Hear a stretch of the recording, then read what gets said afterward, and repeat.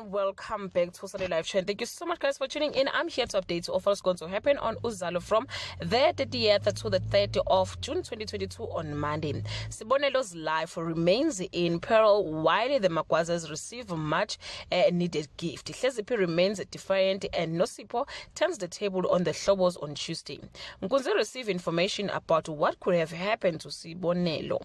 Nonka finally makes a decision and chooses herself despite Kwanda's reluctance. Nosipho's interest is piqued when she overhears a conversation on Wednesday.